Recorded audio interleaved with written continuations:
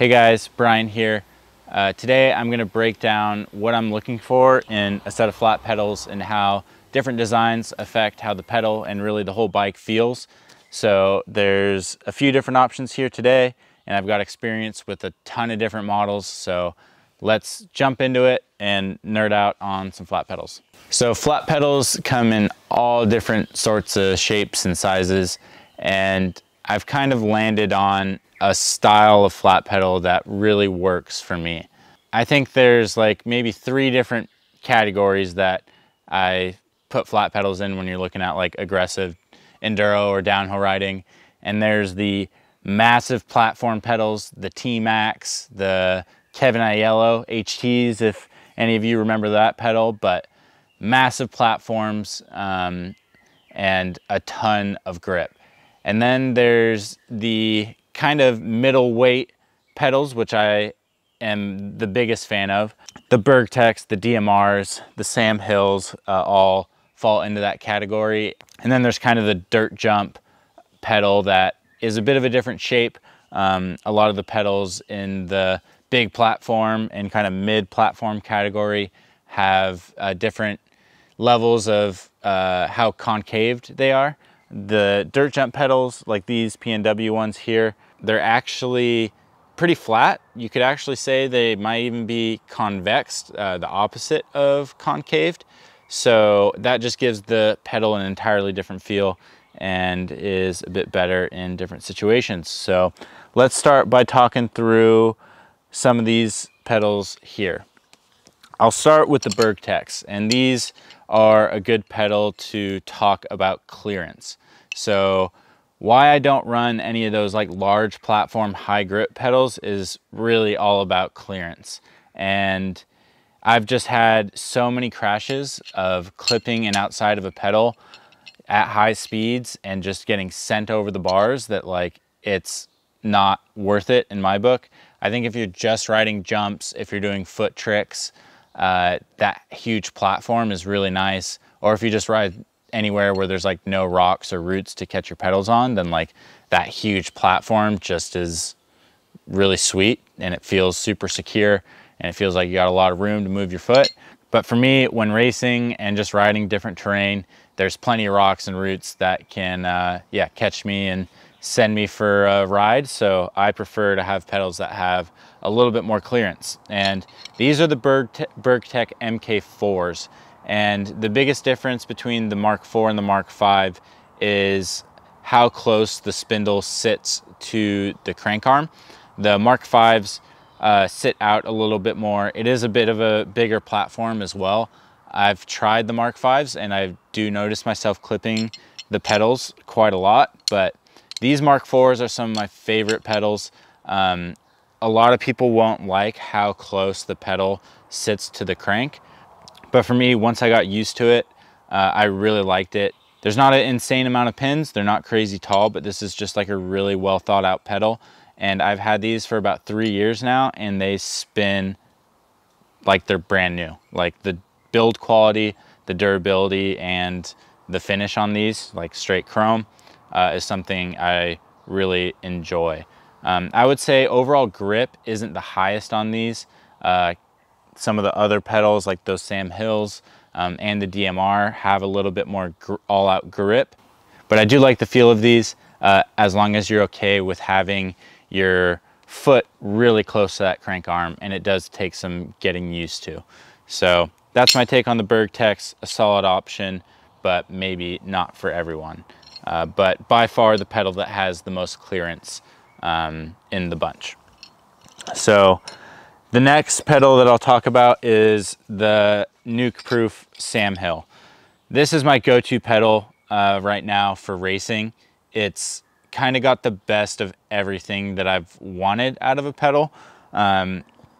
It's not super concave, but the pins are fairly tall, and that allows the shoe to sit in a little bit in the middle. So it's concaved enough to really hold your foot, but not so much so where I feel stuck. For example, on the DMRs, those are some of the more concaved pedals out there, and they feel insane, super grippy, really locked in feeling, but they are a little hard to adjust your foot and you feel really locked in. So sometimes I'll get stuck in weird positions in those. And the Sam Hill seems to be kind of similar feeling to the DMR, but it is just a little easier to manipulate your foot in weird situations. The platform isn't super big. The spindle sits out a little bit further from the crank than the BergTech, so that just feels really natural, but it doesn't stick out far enough to where I feel like I'm catching the pedal unnecessarily, and it's got a nice little angle on the pedal, so if it does hit something, it slides fairly well. I haven't really had these get stuck too much. My only real issue is that the pins shear off a little easily. They come with replacement pins, so that's nice, but these two on the side have gotten pretty mangled. But I also think that maybe in those situations the pin sheared off instead of sending me over the bars, so I'll just count my blessings on that one. It's just overall, for what I'm looking for, it has a really high level of grip without leaving me feeling a bit trapped in the pedal. It allows me to make adjustments. The size is just right, and it just feels the most natural and consistent to ride in race conditions. I started running these earlier this year, bought them at retail with my own money. Yeah, I really have no complaints. They are spinning real smooth, almost just like they were new, and these are pretty affordable as well. So these are an awesome option. Would highly recommend trying these if you are a flat pedal enthusiast and haven't given them a go yet. So that brings me to the P&W pedals. So these are a completely different style of pedal. To be transparent, P&W gave me these pedals to test. I've got the composites here on my bike, are the aluminum versions, but I really didn't know how I'd feel about these because they are a much different style of pedal, especially the composites, just because I haven't really run any composite pedals. But as you can see in the profile, it's really not concave. It could be considered convex. My shoe is actually touching this center part of the pedal, whereas the Sam Hill, like, my shoe barely comes in contact with the center part. I can feel my shoe resting on this center part where the spindle sits. So it's a much different feel. Your shoe kind of curls over on top of it instead of sitting in it.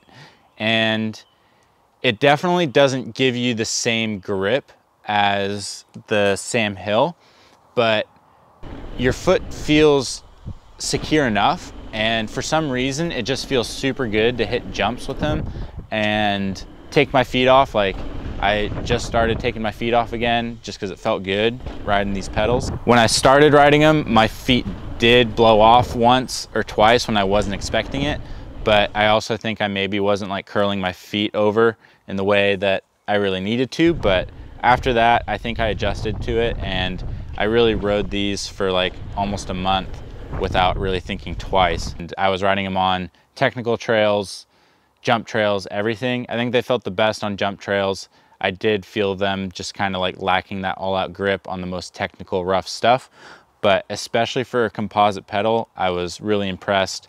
I have been running them in some wet conditions, and I can start to feel them wearing in a little bit. They don't feel as smooth as they were new, but nothing that would give them issues. The composites for me actually feel a little better than the aluminum one.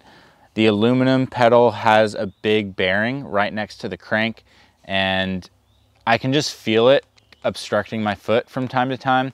Sometimes I like to have my foot right up against the crank, or just depending on where my foot lands, I can feel that, and I just don't really like the feeling of that lip on the inside of the pedal. And I don't really have any like downsides to like the composite platform itself. So I don't know, if I were to buy these pedals, I might just go composite. I do think that bearing will allow those pedals to last a bit longer. Like I was saying, these are already starting to feel a little broken in, but I guess if you're not riding in like real bad conditions, like, you may as well just like save a couple bucks and go with the composites. And yeah, both these pedals come in at amazing price points. I guess the last thing I would say is that they are really rounded on the outer edge, so that just makes them really good for pedal strikes. Things seem to glance off them quite well. So I would say a really bomber pedal for the money, and I would like definitely be stoked to run this on any dirt jumper or trail bike that isn't going to be like pushing super hard on rough stuff. So that's pretty much all the experience I've amassed from riding flat pedals for a long time, and that's my take on the batch of flat pedals I have here with me. Let me know what flat pedals you guys are running.